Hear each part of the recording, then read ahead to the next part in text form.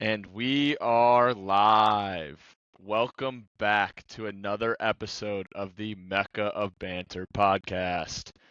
Boys, as you can tell, I am wearing a kit for the first time in a while.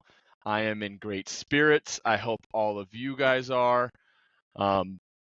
As always, I'm your host this week, Hayfee4 on Twitter. You can find me. The Chelsea boys have made me a happy man, so I was definitely signing up to host this week. But before we get into the jam-packed episode that was of this week in the footy world, let's have some intros. Let's start it off with the main man, Butchie. How we doing? I'm fresh off a win against the Tottenham Spurs, and it was a very good performance from the Reds, so I was very happy yesterday. Dobes and I both shot the worst round of golf in the history of golf on Saturday. Like, In a long I'm talking time. terrible, but we were about 17 Nooners deep, 4 Pink Whitneys deep. Things were good. Some sodies, some sody pops. Few sodies. I was happy to be here. It was a fun weekend of games, so excited to talk with you guys. Love that for you, Butch. Happy you're in good spirits. But the other man you did mention may not be so on his high horse anymore. So, Dobry, how we doing? First off, fellas, I like to give credit. I like to give credit to myself for showing up. You know, there's been standards set on this podcast that people just don't show up for any reason. Some people choose not to show up after losses. I'm here, fellas. I'm here. I'm here to take the heat. As you can see, I'm sitting in my car. I have a million reasons not to be here. And I mean 4 specific reasons today not to be here. Been a million reasons not to be here, but yet here I am, still here. It's a great day to be a Manchester United fan, fellas. I'm not afraid to say it. You know, I'll love the club forever. So credit to me for being here. Not really happy to dive in, but, you know, still credit to me for being here. This man said credit to me. I will say that actually does go a long way. Some people do not like to show up after losses, and the man is showing up. And as he did say, for those who can't see, he is, in fact, in his car. I'm in the car. So, man's dedicated.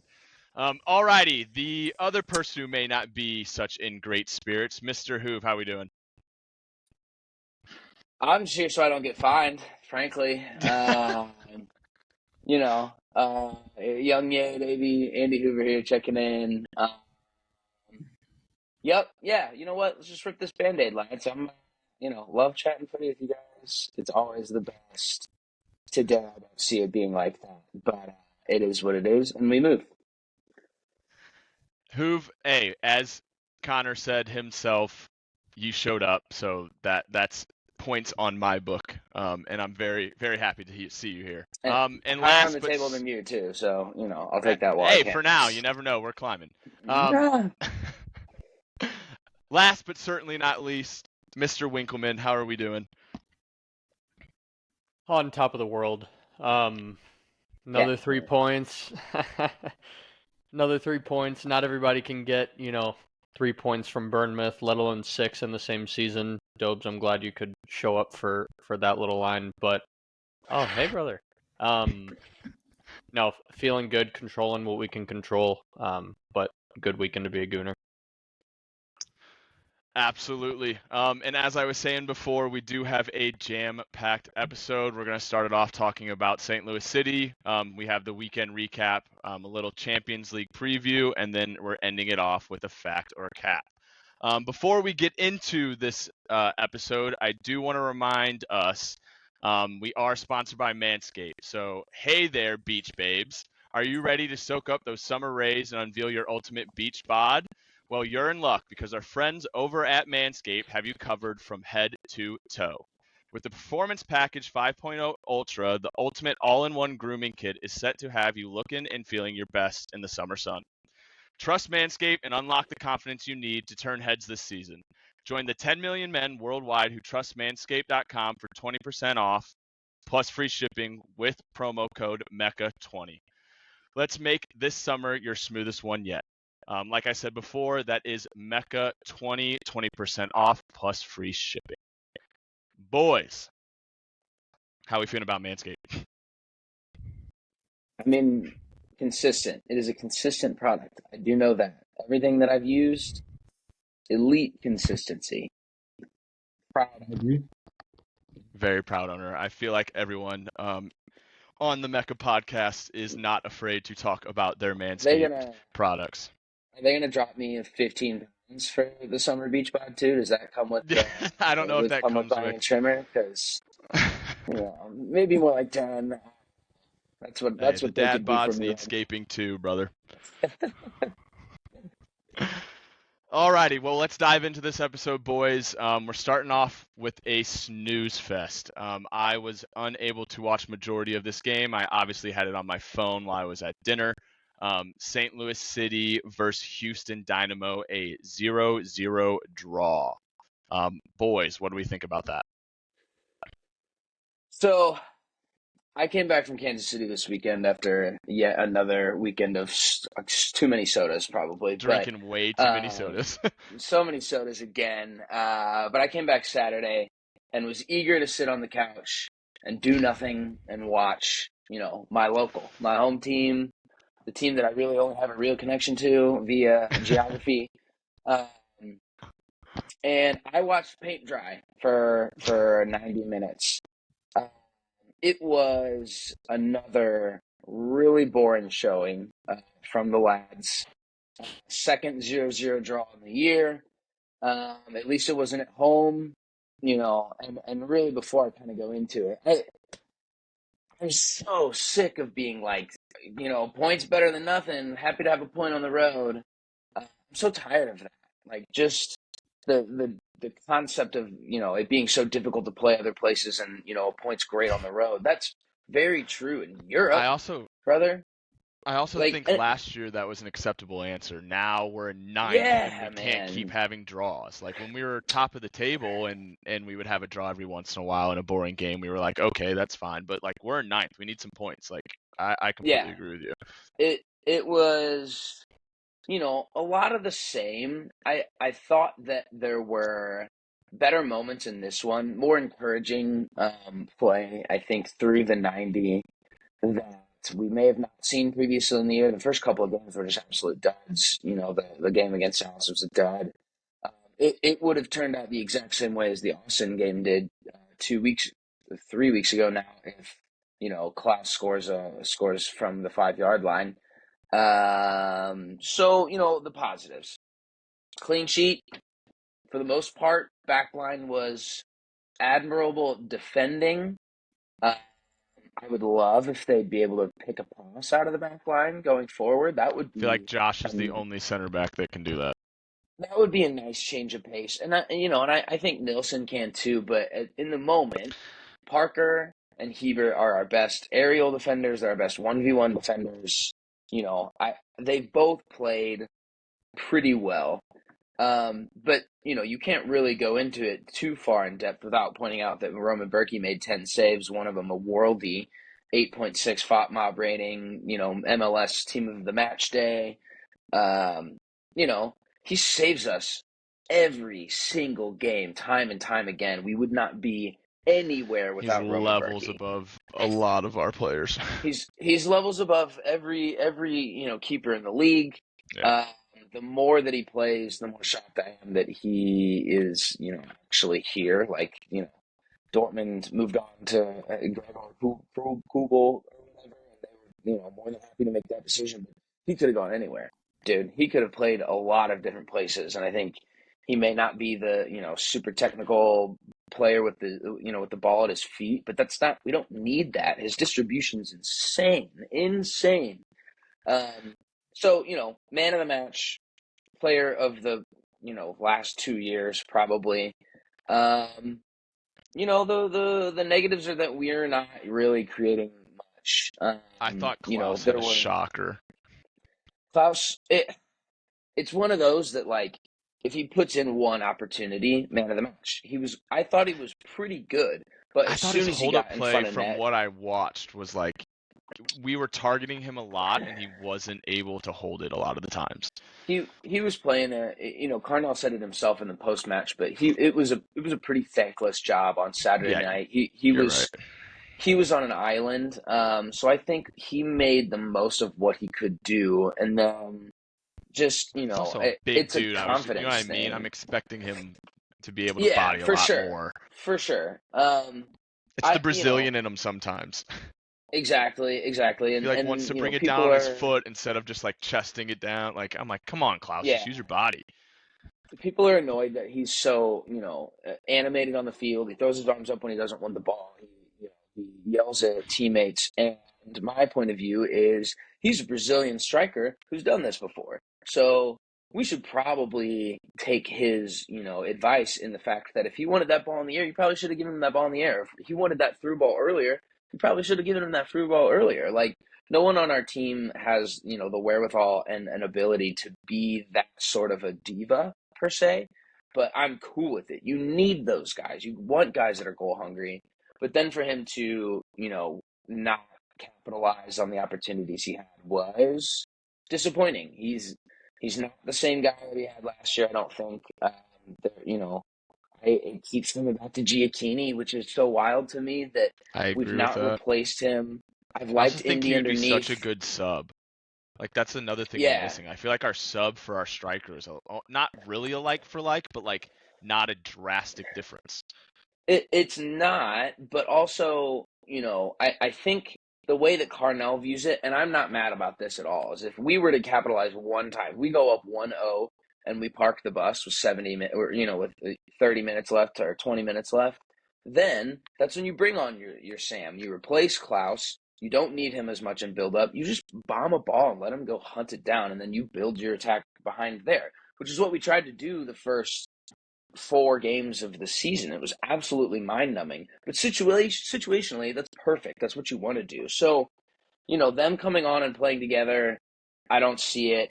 A small shout to AZ. He came back a little bit with some more good graces on my end. He had a pretty good showing in the second half. I didn't like the substitution of Saleo at all, in the slightest. But that's not his fault. He pressed really well, and he's a tireless runner, and good stuff can come from that. It's just what he does with the ball when he picks it up is really the concern. But it's just mind numbing. Good point on the road. Yes, it is a good point on the road. I'm so sick of that. We haven't won a game on the road this year.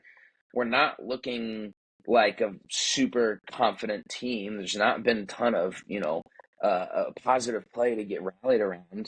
We have to let goals in to decide to fight back and want to score. So, it's what is it, more of the same? Is that really is this what we're Sounded like signing a up for broken all record. year? Yeah, it's broken record stuff. Am I crazy to start this now of Carnell out? Yeah, I think so. Partially because I don't even know in the slightest who I would go after at all. No, I agree with that statement, but also like Jose Mourinho. I feel like we were kind of thinking about that early on in the season, and he still hasn't shown me anything to be like, yep, he needs to stay. There's not been anything, but that's the thing, right? Like, he's not losing games. They've lost 1 game on the year, and that's not sustainable, obviously. But long run, and yes, I'm quoting him, those points will come to help you down the road. I think if we see a similar playoff performance that we do last year, and or not making the playoffs, there's a valid argument there. Jose, bring him in. Love it. I think that'd be hilarious. But realistically, we're asking a lot of the guy. We've seen rumors of this Cedric guy coming from Bundesliga 2. I did see, I was translating German tweets under the, transfer market reporters that were saying stuff, and they were pissed they didn't sell him in the summer or in the winter. They were hot. Yeah. So they're about to let this guy walk for free. They're not happy about that business. I also have kind of noted that he hasn't been great since the winter. He was kind of on fire prior, and they all are wishing that they cast in Hunt and just let him walk. But in my mind, any sort of assistance up front is going to be huge. A 10 is that I think he's kind of more of a center forward than he is a striker per se. So I'm really hoping that Lutz can make some decisions. Some people can come in. God, the day we get Lowen back, we're going to feel like a whole nother team. We miss him so drastically. It's insane. There's zero creativity through the middle of the park. None. And that's fine because we're playing, I feel like we're Indy playing out of hot position. potato with the soccer ball. Like, I feel like Lowen, when he gets on the ball, is able to slow it Is down cool sometimes. and calm, collected, and Yes. will find that pass. Some of these guys play hot potato because they can, and that's not what that's what I'm saying. we shouldn't expect them to per se. Like Indy's playing a little bit out of position. I've liked him in the 10 more than I've liked AZ, but now it's just like, okay, so that's not really his dominant position either. Ostrak and Durkin are we're asking Ostrak to play like an 8. But I don't know what position Ostrak plays, and Durkin's a 6. That is what it is, and he's been one of our more consistent players. But they're not. We can't ask them to do what Lowen does. No, we can't. There's nobody on this team that can fill those shoes. So to have someone that can find a pass out of the middle and work on some connection play, that is just going to go so far. And I'm not hanging this on him by any means, but it's very clear who we are without him as opposed to who we are with him. I agree. Alrighty. We play the Chicago Fire this Saturday at City Park. Must win. It's another must win. The boys will probably be in full force. Or we're booing, bro. Yeah. If we don't win that game, I booed at the end. What game was that? I've got it up in front of me. I booed at the end of the Dallas game. I was pissed. Oh, I was so pissed. I'm trying to remember what game me and Henry went to, but I'm telling you, we were walking out and there was people chanting Carnell out, and I was like, "Yeesh." Dude. It depends on how many sodas I've had. If I've had enough sodas, the Carnell out comes out for sure. Definitely had a few at the end of the Dallas game because I was leaving early. I was so pissed off. There was 2 minutes left. I'd ordered an Uber, and on my way out, I just turned back and just, boo, sucks.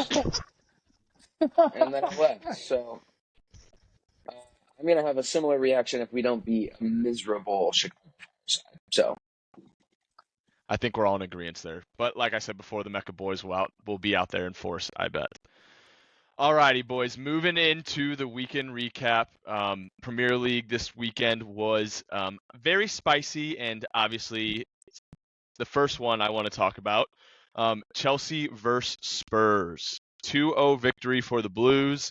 Hoove, I know you just went on a rant about City for a little bit, so I'm probably just going to start this one off. Chalobah scored for us to start off. I thought it was a good goal, and he hasn't had a goal for us in a very long time, so seeing him find the net was very good. I think he's been playing himself into staying at the club. A lot of the rumors I've been seeing is him leaving in the summer and us getting rid of him. But I think the last couple of performances he's had, he's definitely played himself into staying. I don't know if Hoove you saw it or if anyone else was watching, but Kuka playing a more central role from left back obviously transformed our team a little bit, and it was evident in the game yesterday. I thought it was also interesting. We had the kids on the bench. We had 2 18-year-olds come on late for us. Just once again talking about our injuries. And I also thought Palmer had another good game. He created the second goal off his free kick, and Jackson was able to finish. Jackson finding any bit of the net makes me somewhat happy. The I wish it squirrel would does have gone find in the directly. acorn. That one pissed me off more than even than scoring a free He just kick. had to cut his hair, man. He had to get rid of the stupid blue streak in his hair. Just had to go fully bald. I also thought it was interesting on that header. I totally thought like Son or Højbjerg could have cleared that. Like, I feel like they were like both looking at each other and thought the other one was going to do it, and they just both let it go in. But yeah, just, interested to see your thoughts on the game though, Hoove. I think Spurs lost it more than you guys won it. I think you guys were fine, definitely. I think it was a pretty solid performance from what we've seen from Chelsea all year. It's probably the worst Spurs performance I've seen in months. It was just an inability to do anything. Like Ange continued to talk about it after Liverpool. Ange has been talking a lot. It was this one lasted, I think, on everyone. Disappointing it was from their point of view. Let's look at the goals. Set pieces, shocker. There was 2 goals, both off of set pieces, one a broken set piece, and the other was just, somebody just got fucking lost trying to track, Chalobah. So, set Great ball pieces from are Connor. concerning. It was a good ball, definitely, and it was a We good also goal. had chances though, like in the run of play, that we should have scored as well. Like Jackson missed a couple. Yeah. Okay. Well, if that's what your barometer's at, then we No, didn't really have too many chances, then, did we? Huh? Score was still 2-0, brother.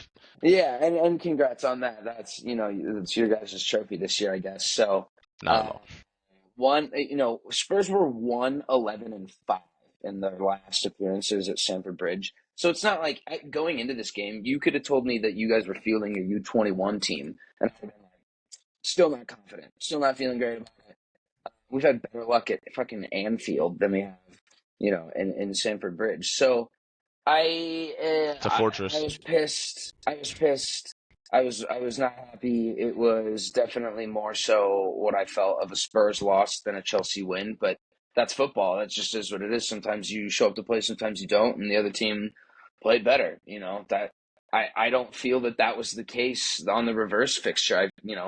Spurs put in a goal in the first 20 minutes. We're talking about a whole different game, and then red cards and then out the window, obviously. But this one was just not a good watch from my point of view. I thought the subs were too late. I kind of think that's been a theme a little bit with Ange. He doesn't really change until something happens. Liverpool, we can get to that one too. But I'm on dopes. Just ready for the season to be over. It's already been an improvement from last year. You can see what they're trying to do. This team's not been through a rebuild in forever. The entire time I've watched this team, they've never been through like a rebuild per se and stuck with a manager. I guess the Poach era was something, but it's just a little bit more of the same this week, And we knew this was going to be the hardest run of games. Like that was like everyone was like, "Oh, it's a terrible run of games." We're like, "Oh yeah, terrible run of games. Probably not pulling many points from it." And then we don't pull any points from it, and everyone fucking panics online. Like, "Oh my god, we're gonna." I'm like, well, 3 weeks ago we saw this stretch of games. We're like, well, there's a good chance we only get like 3 from 9 to 12. So we have now, and you move. Like, it's just fucking mind numbing. There's just nothing else to do or say. You just sit there, and it's the definition of insanity. But Mickey Van de Ven's my dad. He's my favorite player ever. He's better than all of your guys' center backs, and we'll restart that conversation again next year when he's in the team of the season. Hold on, pause. I need you to say that again. Who are you building the team around right now, Butchie? Big virginal or Mickey? Bro, Fast you think nuts Mickey's Van better de than Ven. Verge right now? No, that was an ass out of my statement out of my ass. Would I build a team around him? Yeah, he and Casemiro. There's we're 10 talking, years age gap, but I'm just we're saying talking- Verge is Verge, man. Or should I call him vaginal? Should I call him vaginal now? I got an R in there, Virgina. I think Spurs center backs are underrated, partially because the team's so mid. But again, they were the 2 best players against Chelsea, 2 of the better players against Liverpool. Have consistently been 2 of the best players. Matter's not starting is insane. Haven't even gotten to that part. Don't know why. I'm on Twitter too often, and I don't know why he hasn't started the last 2 games. So that scares me, whether it's an injury thing, whether it's an Ange thing. We've not really seen guys be just left out. So I don't like that. I don't know what's up with that. He has to play. That is what it is. But, yeah, I love the 2 center backs, the 2 best center backs we've had since Jan and Toby. And that's it. That's all that's positive for me to come out with. So, Dubs go. But before we move on, I would like to play a game called Guess Which Manager Said This. So I'm going to read 2 quotes, and I'll let you 2 sort of guess which manager in the Premier League you think said this. So here's the first one. The amount of times I hear managers saying I would like to play this, but I don't have the players. I just think, just do it, mate. Any guesses? What That gave it away? was Was it that Big Ange. broke ass Oh, Big Ange. Australian so accent? So is Ange. Okay. Round number 2. We need change. Change has to happen. I've got to change this squad. I have to. I've got to build a squad I can think play our football. For that to happen, there have to be exits. So I didn't know how I was going to get that one through. That We're was going good. we're going to play and train a certain way, and that's not for everyone. Any guesses? All right. Sir Alex Oh, Ferguson. you could pass as Australian, I think. Yeah, that was pretty good. It seems as if since the beginning of the season there's been a little bit of change from our boy Ange here recently. All right. So here's my counterpoint to that. He's done both things. Am I wrong? He took the team that he had. He played the way he wanted. It's true. Stuck to his guns. It's true. And he's also not wrong on either front. We're looking. It's I true. mean, you look at this Tottenham team and you think, oh, dude, they're gonna challenge for something. They're fucking looking Start of the great. season, Like, we were talking about him.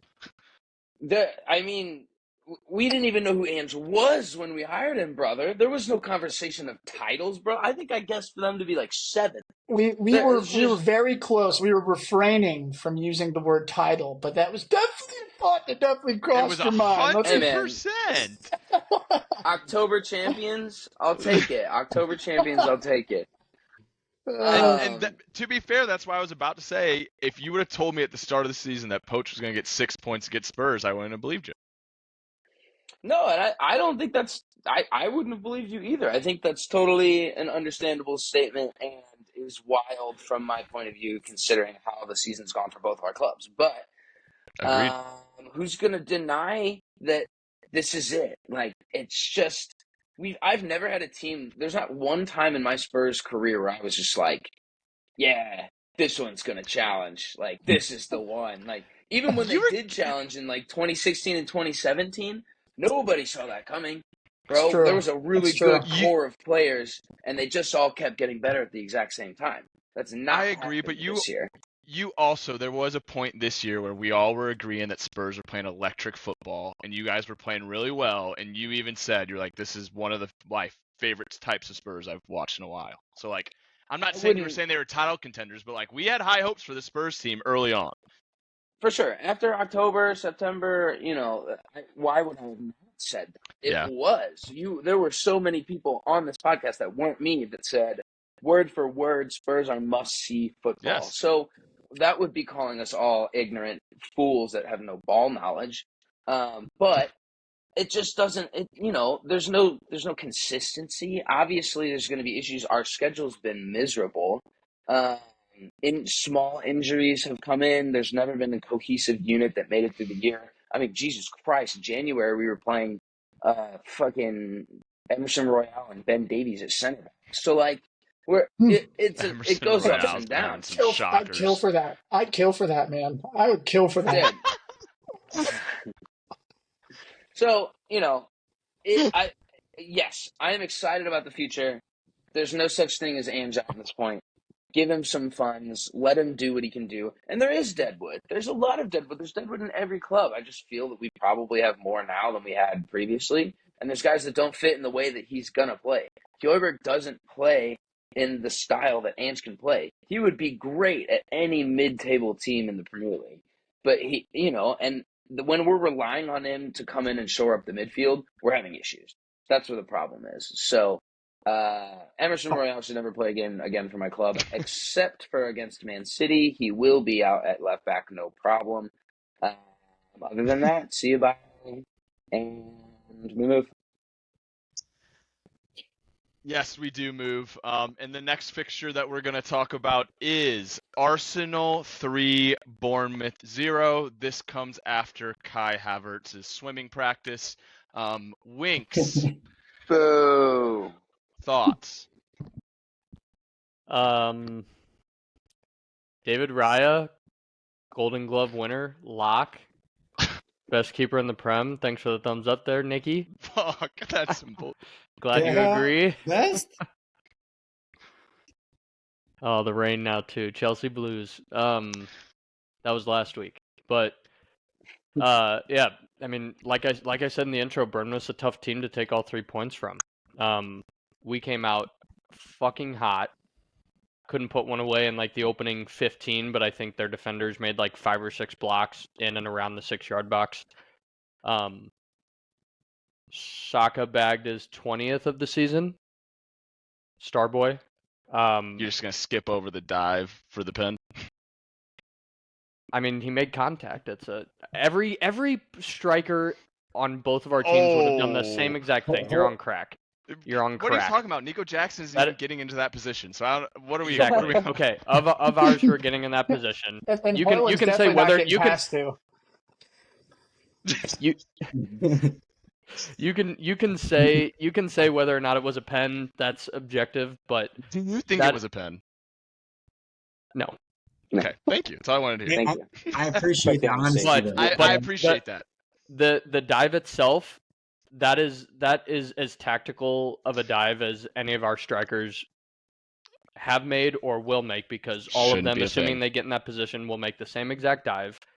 You see it in every single league. Anytime a player gets a through ball like that, where the keeper's coming out and sliding, and they don't have a clear way to get around them. You're on crack if you don't think every single one of them is trying to do the same exact thing and drop. That's why I wish. That's why I wish there was. And I hate that it's a thing. I hate that it's a thing. But every single one of them is going to do that.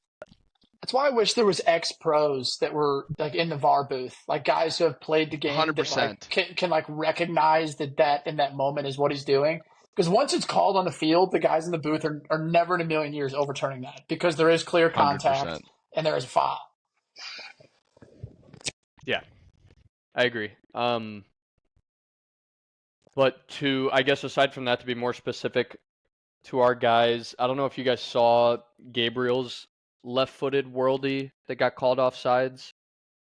Any of you guys see that at all? Off of a set piece, ball got bounced around off a couple heads, and it was offside, so whatever. But Gabriel had an insane left-footed volley across the green and into the top corner. Yeah, Nick, eat me, dude.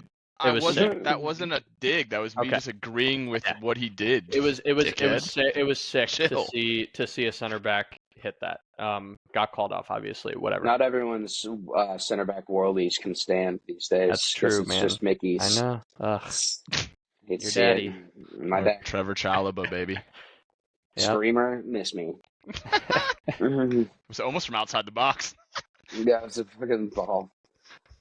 But yeah, I think we can all agree that Declan Rice is fucking insane. His ability to play the entire game box to box the way that he does with his kind of physicality, to bag a goal and an assist, in the same game, and probably had the opportunity to get another one of each.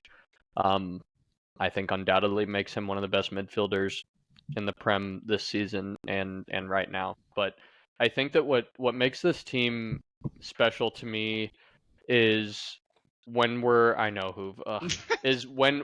able to play our game like we did against Chelsea and like we did against Bournemouth in that game, is our ability to not have to rely on one or two guys to make those decisive passes in the final third. I think we've seen it.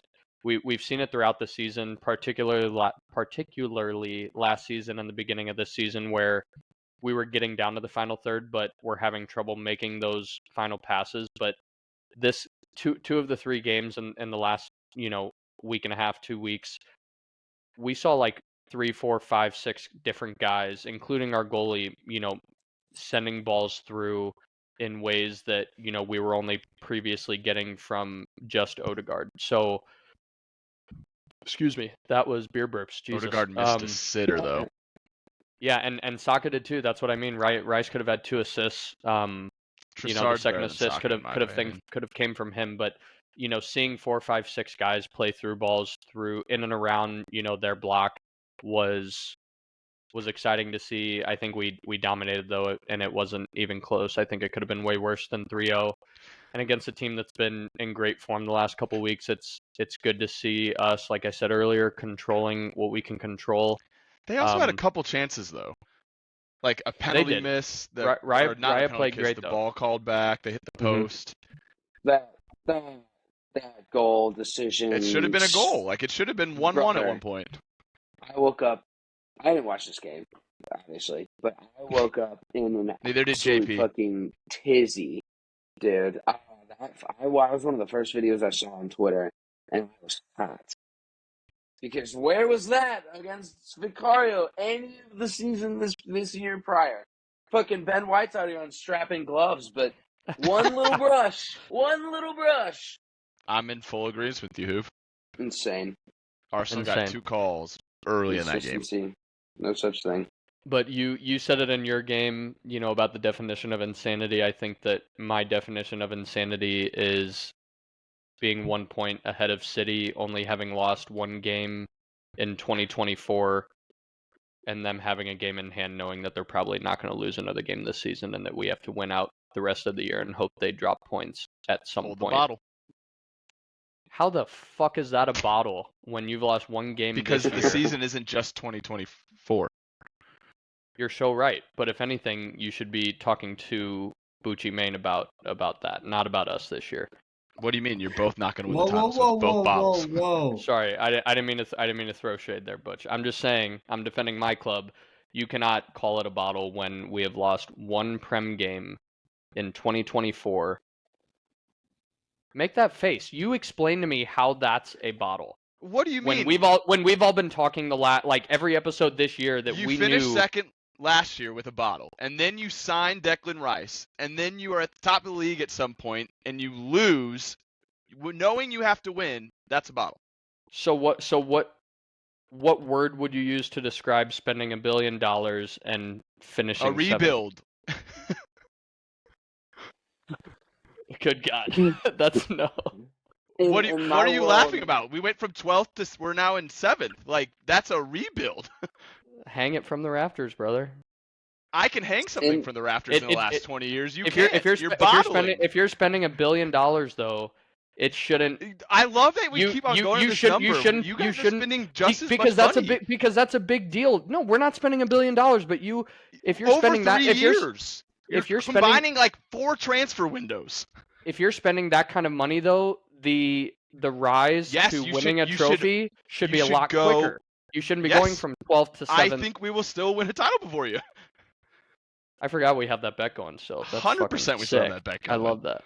I don't think it's a keep bottle bottling. in football terms. I don't think it's a bottle in football terms, but it is a bottle in Arsenal terms.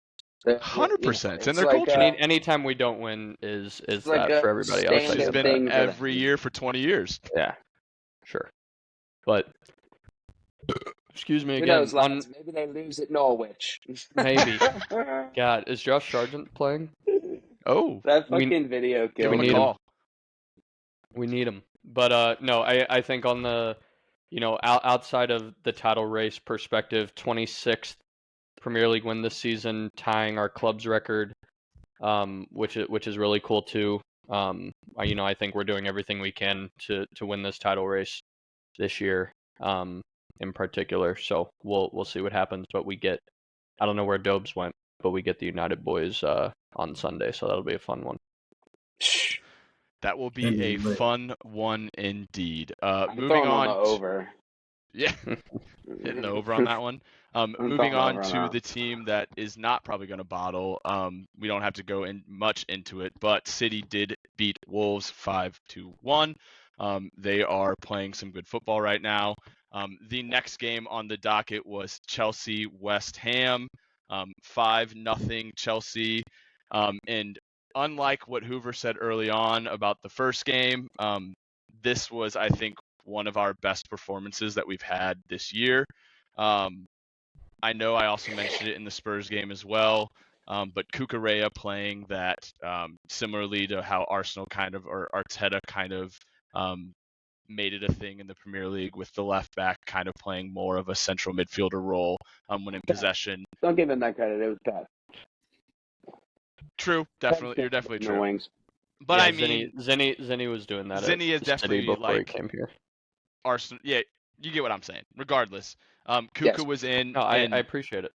I find it interesting and something I'm super excited for. I know this is kind of a tangent off from the game, but I think we have a lot of talented wingbacks, and if we continue to play this style where our wingbacks kind of get more in the center of the field when we're attacking, I'm super excited because I think we'll just continue to grow. I think that opens up a lot of space for us when moving forward, and I think the 5 goals showed.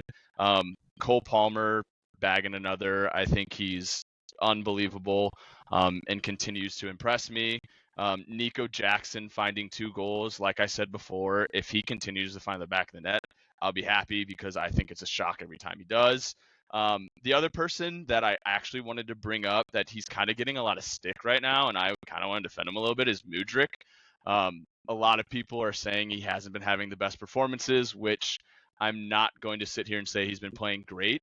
But I also think similarly, and Hoove, you'll appreciate this, but how I thought Timo Werner was playing at Chelsea when he was here. He's taking up the right space. He's bringing attention to himself. He's making the right runs. I think Kuka going into the middle allowed him a lot more space to take people on.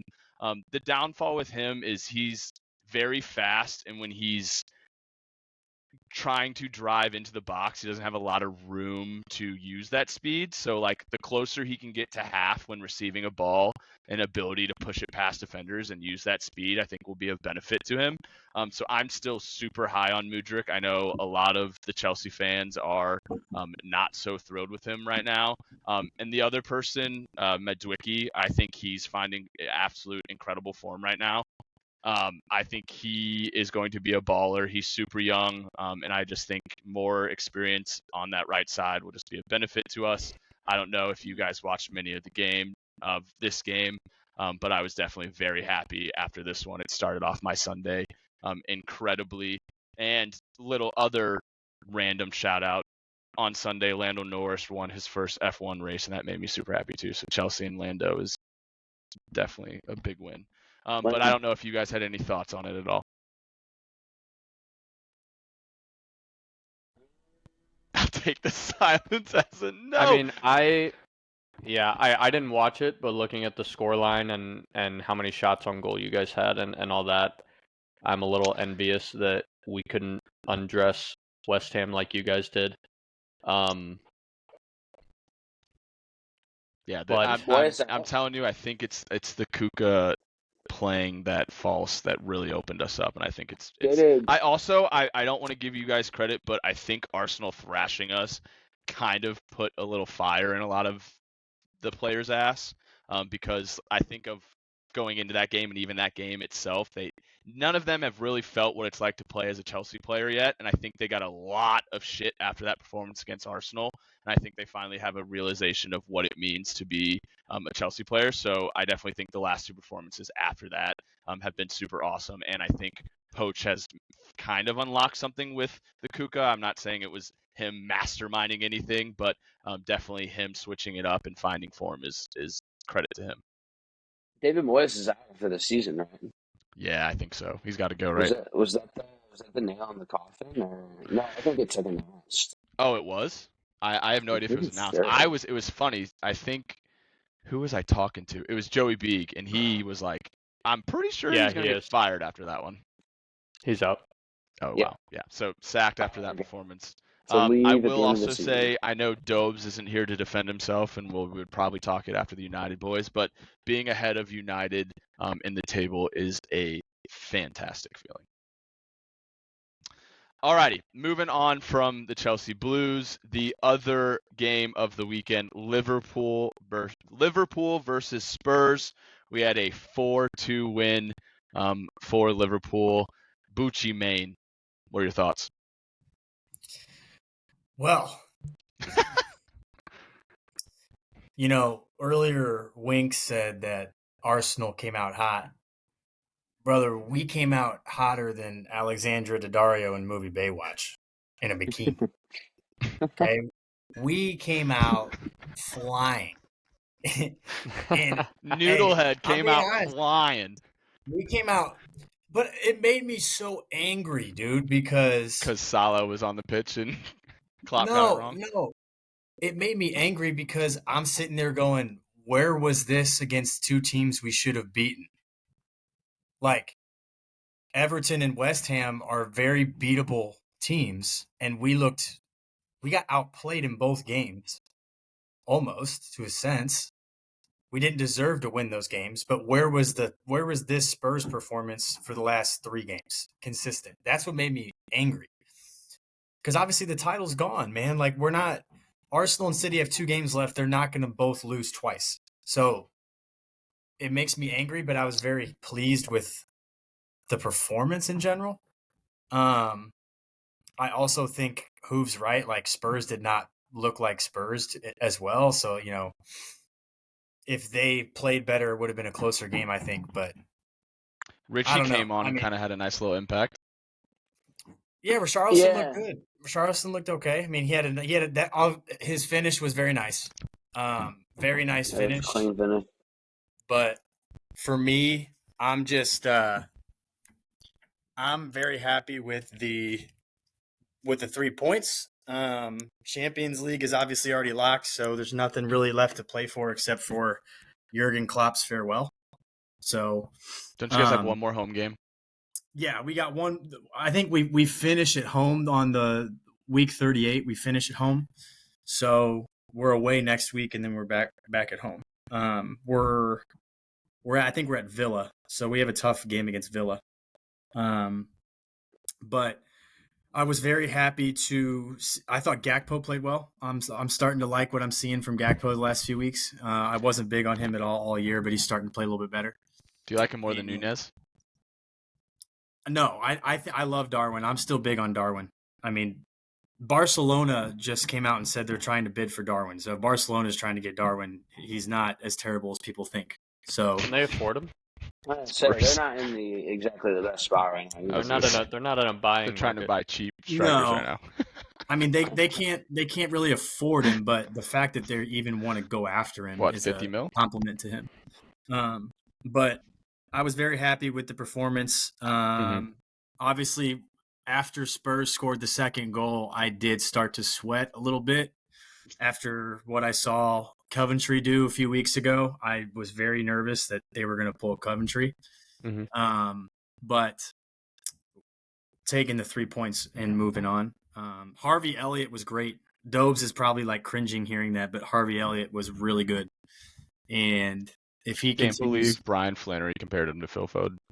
Foden in there. No, he ain't Phil Foden, but Harvey's been playing really well the last month. So if we get a consistent Harvey Elliott, he'll continue to grow, but he's not anywhere near what Salah is, and we have to find a replacement for Salah if he leaves. So hopefully he can continue to grow.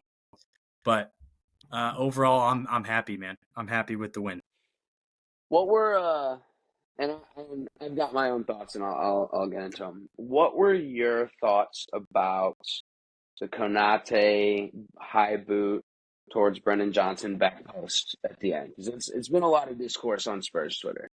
But what are your thoughts? Was that towards the very end of the game? Is that one you're talking about? It was like 87th minute. Can I plead the fifth on this podcast? No, we're the Mecca of Banter. Listen. I think I'm going to answer it this way. I think from the Havertz call to the Konate call to the Saka call that he got his freaking almost shin snapped in half. Granted, Saka was wearing baby shin pads, but still, I mean, that was studs up in the shin. I think there needs to be more consistency. I'm going to say that across the board. Yeah, that's I'm such not a gonna coach response. Yeah, dude, the call itself puts his pencil in his ear. I'm so torn on it because I do think in some capacity Konate makes a great play on the ball. The issue was the ball was about to hit Brennan Johnson's head. Like it was a tough situation, and watching it live, I was like, that's pretty clean, frankly. Like, that was pretty good play on the ball. And then, you zoom it in, slow it down, frame by frame it. And he, puts a spike to Brennan Johnson's cheek, which is not the first time that's happened at Anfield to a Spurs player. Shout out Diogo Jota, cracking Oliver Skip's skull. That was awesome. But I thought it was. I don't know I don't even know what you do as a defender. Like, go up for it. That's my only other thought. Clear it out with your head. Um, a spike to the cheek's never a very good optic. That's not going to save the game either. I walked and got a smoothie with my girlfriend during the second half and had a lot more fun doing that than watching this game. And then I'm getting 5 notifications that we're scoring, so I'm pulling it up at the smoothie place. But, um, Bringing you you back know, in just a little. just a little. The shitty part is that we had to wait till there were 4 goals to make any subs. And I said that about the Chelsea game. We started Basuma, Bentancur, and Sarr. None of those guys are 10s. Like, none of those guys are playing high, creative midfielders. Bentancur and Sarr are 8s per se. Basuma is 6. So out of the gate, we're not. I'm not loving that. Like, that you can't not play James Madison. And as soon as he came on, things were different. Like, it was so evident and easy to see. So that sucks. Waiting that long for subs sucks. But again, for the most part, victims of our own downfall. We're shooting ourselves in the foot. A lot of easy goals. Emerson Royale, again, one of the worst performances I've seen from a left back ever. I may not get up on some of these, cats. I may not, get out and knock a ball on a set piece, but I'm going to track better than he did. It's not that hard to follow a guy. It's actually pretty easy, believe it or not. So that sucks. Richie scores. Sonny's not a 9. Sonny's not a 9, and he does it for Korea. I think it's a whole different, it's a whole different basket when he does it with Korea. But he was so much better as soon as he switched over to the left when Richarlison came on. Like, the team was completely different. It looked like there was some life and that they had attacking ideas and creativity. Sonny can't do it through the middle. He puts his head down, he dribbles, which is great on the wing. That's what you want. You want to beat guys. You want to get inside. He can use any foot. He takes advantage of that. He doesn't know how to turn with a defender on his back. So, disappointing team pick. I don't think Ange has really done anything all year for me to be like, it's classic. He's been picking the wrong team again. Because for the most part, I don't think he has. But really disappointing not to see Madison off the rip. Richie didn't have his best game against Chelsea, but he immediately proved why he should be on the field when he came on. At the very least, that guy's, like we talked about João Klaus, he's a fucking Brazilian striker. He's hungry for goals. He's going to do anything he possibly can to get in those positions. So just to not have some of that fire, none of these other players, Romero, maybe Mickey, definitely not Brendan Johnson, definitely not Dejan Kulusevski. None of these guys are Mamba mentality dogs. I think Richie and Romero are, and maybe Vicario, but like, he's the keeper. So he's not, can't get up there and score his own goals. So disappointing. Again, not shocked. I wasn't shocked in the slightest. I expected it. I want the season to be over so desperately. Hopefully we can win against Burnley. I know you keep saying that, Hoove, but I'm actually really intrigued to see how you guys finish the year out. And I know you were just talking about Richie. I'm also really intrigued to see how Richie does to end the year, because I think, and you can correct me if I'm wrong, I'm not like in Spurs Twitter, but I feel like if Richie doesn't have some good performances to end the year, you guys are going to be looking to get a striker, right? I think we're looking to get a striker anyway. Regardless? Okay. I think it's an anyway situation. And I don't think Richie's the guy you build a team around, but he's excellent in certain moments, in certain situations, and, sub off the bench. So, I think everyone sees the fight in him too. At some point, all you want are these guys to fight for the badge, and no one's doing it. Like, he does it every week. Romero does it every week. Like, that's, at some point, you just need some enthusiasm and drive and desire to want to do well. And he's got that to a T. So I think it'd be wrong getting rid of him, even if it's simply just to be that absolute hand on the pitch every single day. Would love a new striker. seeing Ivan Toney rumors, I'm not moved all that much. I think that'd be cool, I guess. But like, I don't know where things go from here. I don't know what gets better. Um, depth Also need a right wing. depth is an issue. It's about it. Butchie, man, I know we're flip flopping back to Liverpool, but I do want to get your thoughts on: do you think Salah is going to be leaving at the end of the year?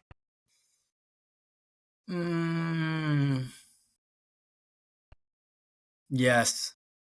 I'm also giving Dobes time to park his car. Yes. I hate to say it after 7 unbelievable years, but I think him and Klopp got on so well throughout. I mean, obviously they had an argument recently, but most of the time they got along so well. And with Klopp leaving, I think Salah's going to be 32. Maybe he's like one last stage, one last career jump before I retire. Where does he go? You got to be realistic here. Saudi. Like I could see that. I could see him go to like back to Serie A because he was really good in Italy. I could see him going back to Roma. I could honestly see him going back to Roma. So I think we lose him and we're gonna have to get a replacement. But we'll see, bro. We'll see. We will see, in fact. Alrighty, moving on to the last game of the weekend, which actually happened to be on today, and one I am very excited to hear about. United 0, Palace 4. Mr. Sindobri, I know you are the only representation for the United corner. I know we already talked about it.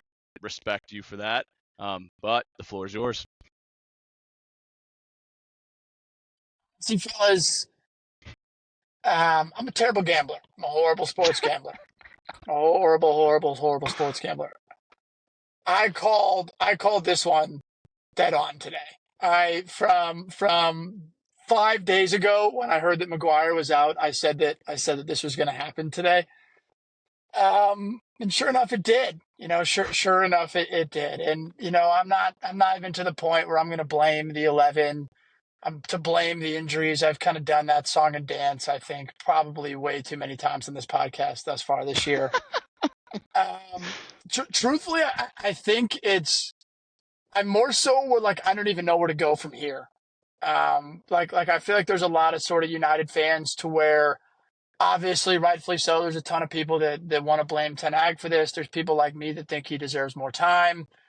I truthfully think that if Ten Hag were to leave, I think it would be on his own terms. He's known to be like the favorite for the Bayern Munich job. I think he would be absolutely insane at Bayern Munich with a team that has a proper structure, with a full on squad. And truthfully, I don't even know where to go from here. Like I don't know what to expect next week from Arsenal. I don't know what to expect. I don't know who we're going to have available. I don't know what's going to happen. It's more so sort of just taking everything one game at a time. And, today was a brilliant audition for Michael Olise. I think that is the only positive out of the entire game for Manchester United, is that Sir Jim was in the stands, Blanc was in the stands, Ten Hag got to watch it firsthand, and that Olise got to put on display, because what him and Eze did today was absolutely special. He balled. Those two deserve a ton of credit for today.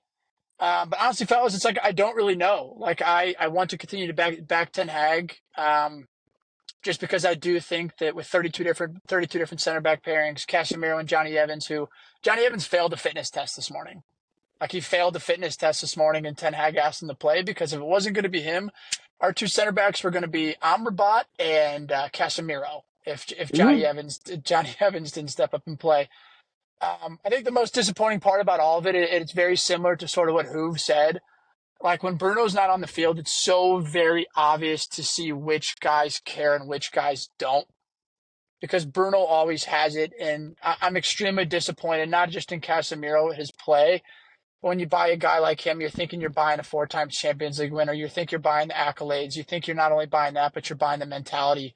There's somebody who today is wearing the captain's armband for United for the very first time in his career, had probably the worst performance I've seen him play in probably his career in a United shirt today. I think he dropped like a 3.8 FOT mob rating, I think is what it was. And I think he's at fault for, I would say, two of of the 4, if not 3 of the 4 goals. But more so than anything, it's just reinforcing of what we know. We need a direct clear out of 10-plus players.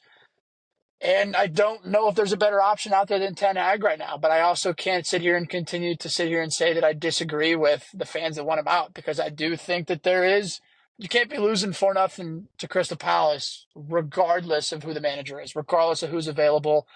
Like, regardless, we can lose 2-0, we can lose 2-1. I expected us to lose this game based off of the players that are available, but the manner in which you do it is what I think is what changes. And I do think there's some part of a manager that has the ability to motivate. If your team doesn't have the players, you can at least get them to fight for the badge. You can at least get them to fight for the best away support in the country that sat there and still sang after everybody left.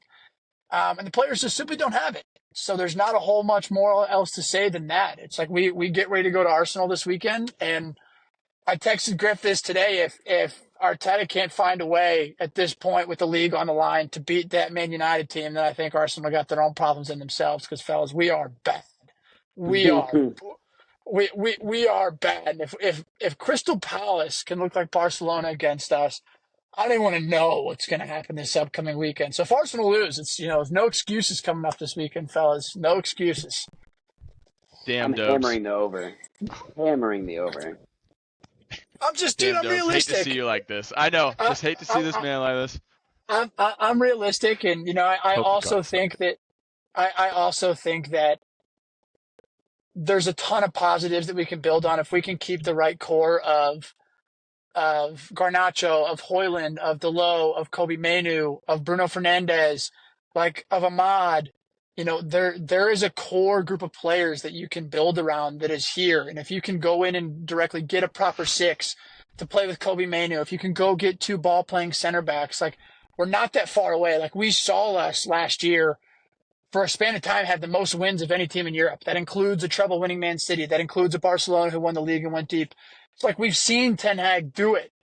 But at this point, it's very hard to keep going. It's players, it's players, it's players, it's players. It's he just needs to be backed, or he's going to move on. And I think that's just as much as it is. It's either he's going to be backed or he's gone, one or the other. I thought Mason Mount looked clueless for a little bit, and I think that has to do with him not getting a stretch of games with you guys for a while. But it was the first time we've ever seen. It's the first time Kobe Mainoo, Christian Eriksen, and Mason Mount have ever played together in their entire career. And not only that, Christian Eriksen's kind of like a 10, and Kobe Mainoo and Mason Mount are both 8s. So we had no 6, which is why you saw Casemiro try to step 40 yards away from where he's supposed to be and led directly to the first goal. So, they weren't exactly set up for success. But I do think Mount has bright moments. I just think he needs a run of games. I saw Goldbridge do 5 biggest problems for United to solve over the summer. And I think what Mason Mount is within those 5. Can him and Bruno play together? Can they not play together? If not, one of them has to leave and one of them has to stay. So that's just another one that Ten Hag has to figure out. Dude, Olise and Eze were balling. I don't want that to go understated. They and yes, I do think in the fashion that United was defending, it was atrocious. And I think Lee Dixon said, I'd call it schoolboy defending, but that'd be mean to the schoolboys.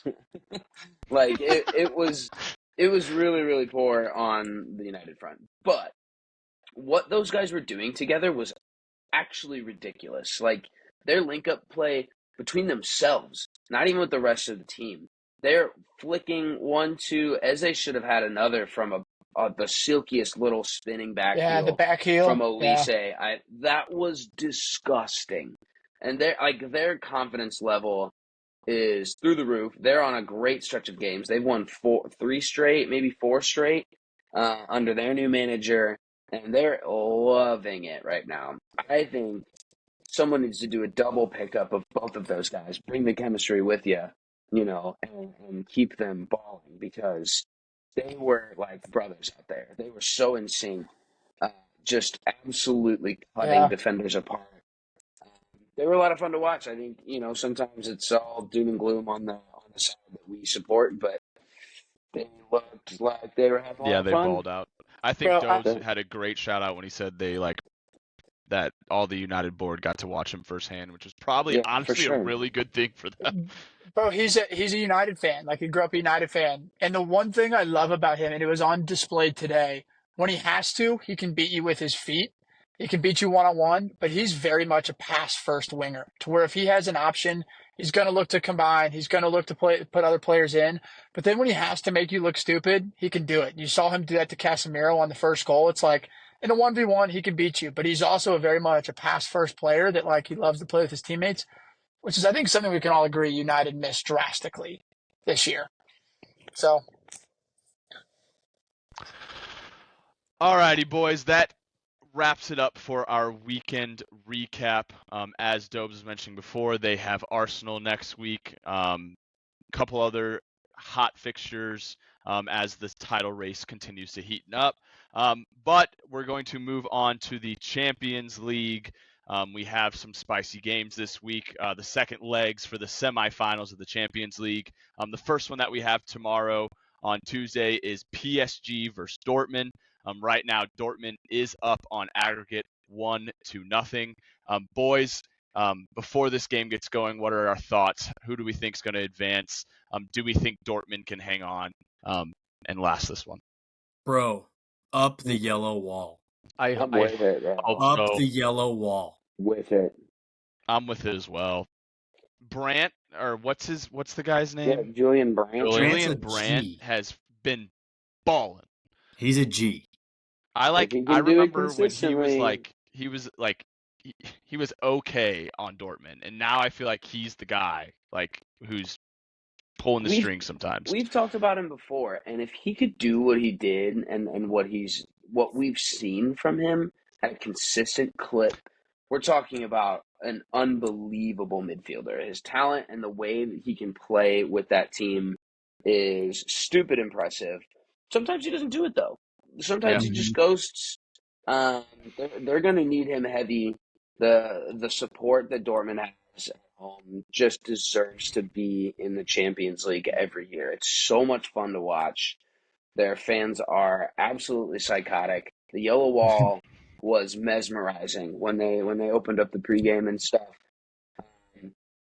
I am concerned for them as a team in this tie, because I don't think 1-0 is good enough to get it done against PSG. Kylian Mbappe, pretty much almost always finds a way to score.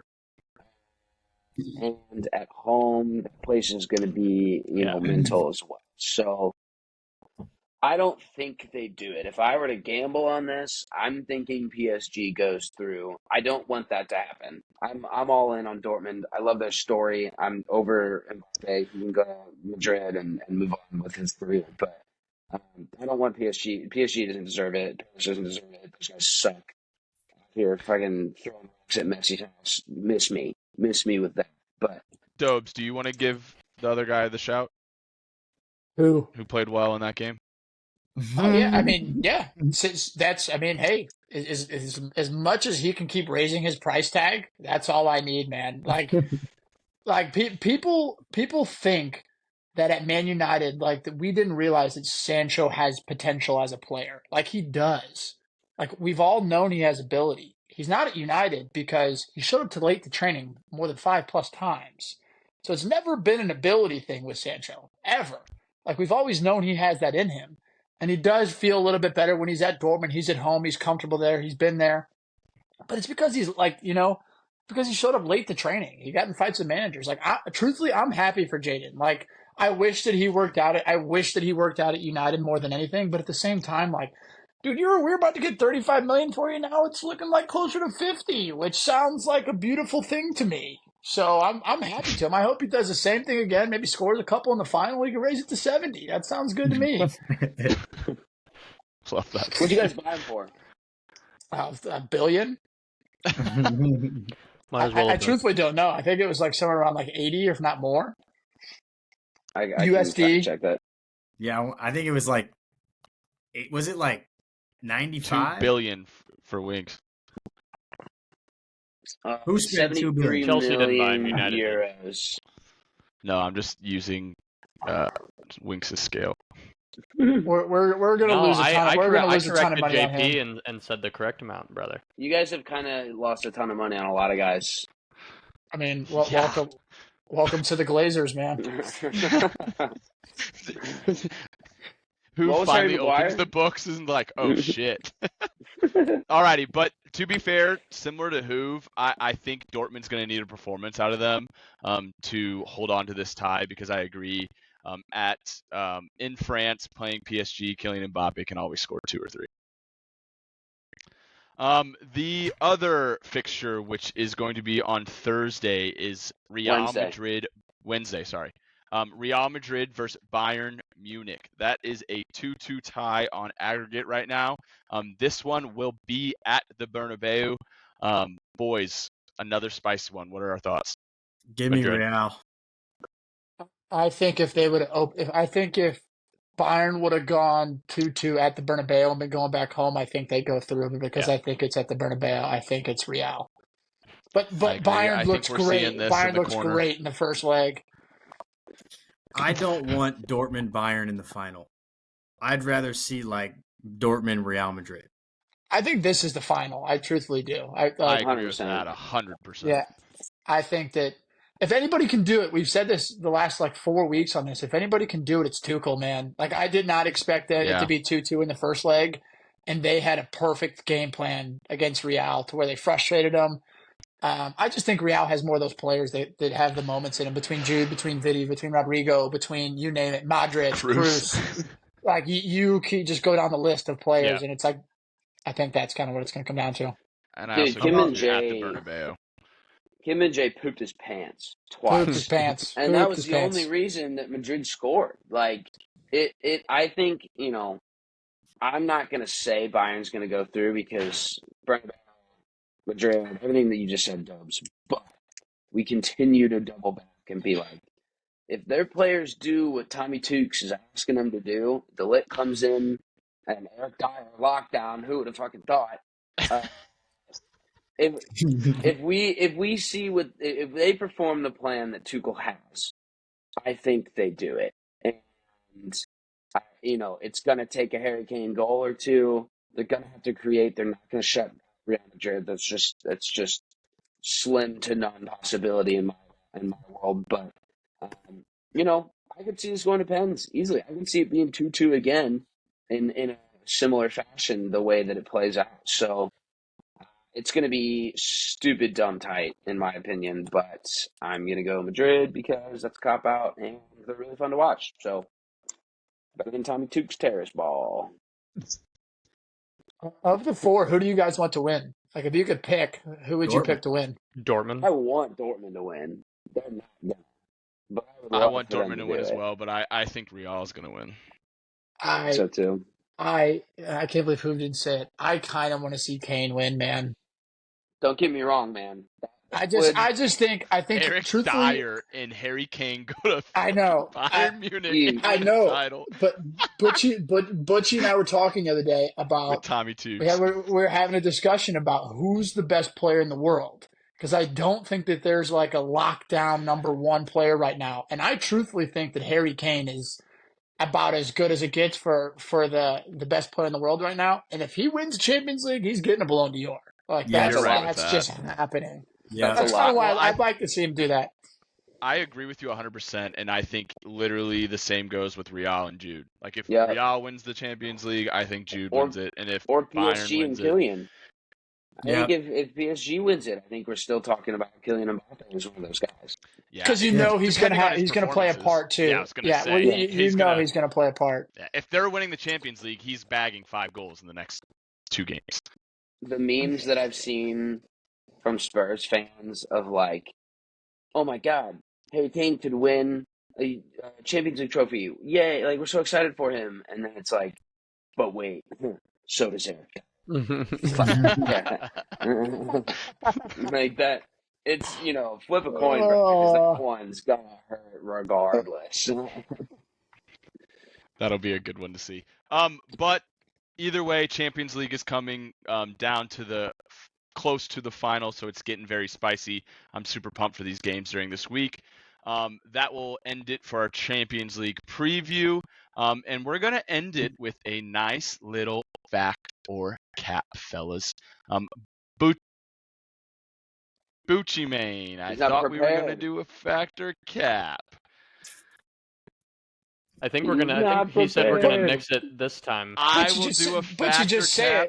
But you just say it. You can jump. Huh? Just say the factor cap, and then you can jump if you got to leave. You're not gonna like it. That's fine.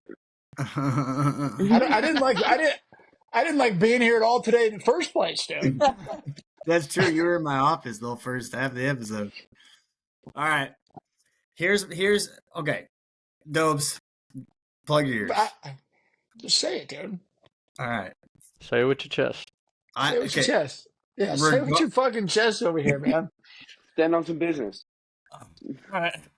Yo, I got a double chin. All right. So if you, regardless of how United finishes the season, okay, fact or cap, they go for Zidane. Cap. No way. I think it's a fact, brother. I think it's a fact. I think they try, but I don't think they get him. I don't think Zidane wants to go there. I wouldn't say that they wouldn't go for him, but there's.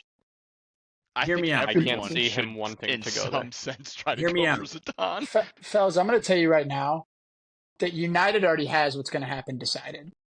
Like, they already have what's going to happen. Like, if Ten Hag's going to leave, they already know. If he's going to stay, they already know. Like, so that's why I think that regardless of what people are going to say, that it's if we win the FA Cup final, he's saved, or if we lose the FA Cup final, he's gone. I think it's already decided. I think it's decided either way. I truthfully think it's decided. Like, I already think it's decided to where I think Ineos or Jim, those guys know. But yeah, I would love if it's Zidane, but there's no fucking way, man. Dude, hear me out though. He's been jobless 2 years, so he's definitely he's energized. He's ready to come back. Okay. Ancelotti's not leaving. He's not going to go to Bayern. He's ready to go. He's not going to go to the national team. He's got no need to pick up a dumpster fire though. Like, yeah, call back in 3 years. Maybe we've got a conversation. I truthfully think what's going to happen is I think that Ten Hag's going to stay next year. Next year is his last year on his deal. Based off of how next year goes, he's either going to stay or he's gone after next year. I truthfully think that Ancelotti's got one more year left on him. Ten Hag leaves, bring Ancelotti to United. That's like a real rumor that people are talking about, and then Xabi Alonso takes over at Real Madrid. Oh, that would kill me. Wow, the fucking dominoes that have to fall for that one. Good lord. I don't think Ten Hag gets to Christmas. Even if he does stay next year, I think if you guys aren't comfortably top four fighting for something, I don't think there's a conversation that he's still around. But I'm in complete agreement. I'm in complete agreement with that. If he gets back to the summer, we're not top four. Would want that. Yeah. Oh, 100%. Of course I want Zidane. No, if he's backed in the summer, we get rid of. It's more about getting rid of players versus getting players. To me, if we get rid of 10+ players and can bring some names, he can do okay. I think I picked us to finish 3rd or 4th this year. I still think realistically we're 2 years away from potentially challenging for a title. Like next year, top 4 should be the expectation, and then from there you kind of have to go. But I think we're a while off of a title. I mean, hey, look, Arteta's in his 5th year until he's truthfully challenging. You know. Mm-hmm. You guys are forgetting one thing. You're about to get Arnie hammered, bro. Good God. You can't even say that with a straight face, Butch. I can't, bro. My manager's name is Arnie, man. And he's bald. You know how many Liverpool fans I've seen on Twitter? They're like, I have to go delete some tweets. because of the bald ass head. Talking shit on Pep and Ten Hag. That's hilarious. That's fucking awesome. Alrighty, boys. Well, that will wrap it up for us for this episode. As always, follow us on all of our socials. This was brought to you by Manscaped.